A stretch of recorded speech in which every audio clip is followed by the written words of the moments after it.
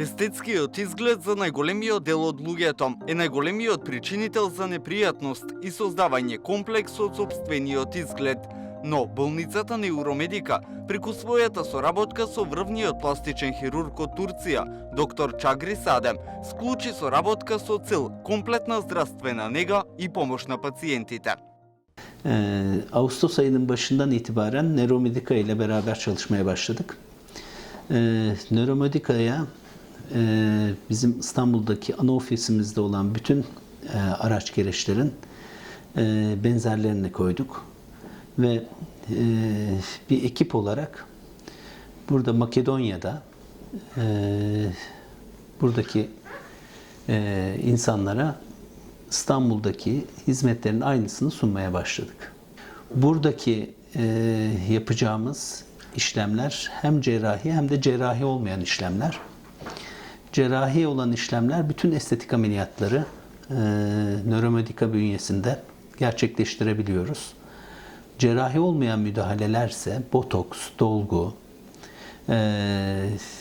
bir takım bizim lazerlerimiz var. Bunlardan bir tanesi fraksiyonel lazer, epilasyon lazeri, cilt gençleştirme işlemi olan, bir çeşit yüz germe olan HIFU ultra uygulamamız hepsi Neuromedica bünyesinde bulunmaktadır. Специјалист пластичен хирург доктор Чагри Саде во болницата Неуромедика ќе извршува секако вид на хирушки и нехирушки третмани, естетски, пластични и реконструктивни интервенции како за жени, така и за мажи. Yaklaşık 25 senelik plastik cerrahi geçmişim bulunmakta. İstanbul'da bir özel kliniğim var. Orada bir takım cerrahi olmayan işlemleri gerçekleştiriyorum. Ameliyatımı da İstanbul'un saygın hastanelerinde yapmaktayım. Plastik cerrahi hem cerrahi olarak hem de cerrahi olmayan işlemler olarak büyük gelişmeler göstermekte.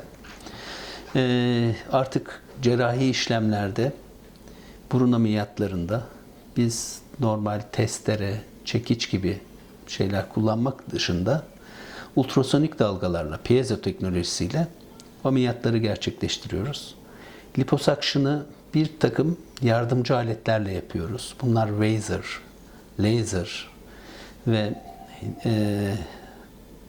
lipomatik dediğimiz bizim bir takım aletleri kullanarak bu ameliyatları gerçekleştiriyoruz.